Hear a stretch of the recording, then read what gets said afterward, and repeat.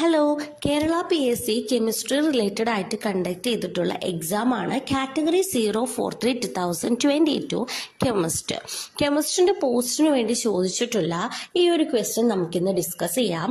Question ഇതാണ്: A pure organic compound dissolved in dry benzene evolves hydrogen on reaction with sodium.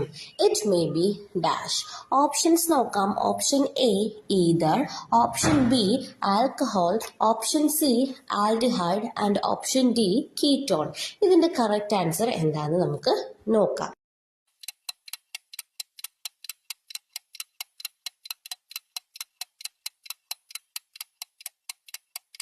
Okay, correct answer എന്ന് പറയുന്നത് option B alcohol ആണ്.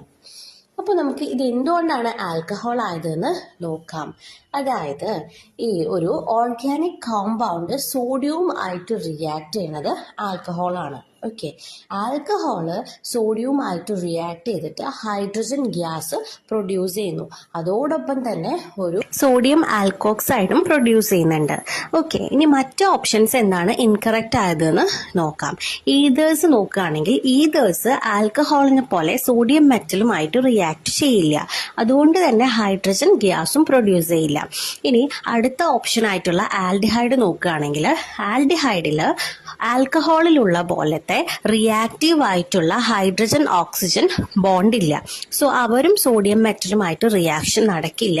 So എന്തില്ല, hydrogen ഗ്യാസും produce ചെയ്യുന്നില്ല. Ketone ആൽഡിഹൈഡിനെ പോലെ തന്നെയാണ്, അവർക്കും ഈ ഒരു OH ഫങ്ഷണൽ ഗ്രൂപ്പ് ഇല്ലാത്തതുകൊണ്ട് സെയിം ആയിട്ട് ഹൈഡ്രജൻ ഗ്യാസ് പ്രൊഡ്യൂസ് ചെയ്യാറില്ല. Thank you.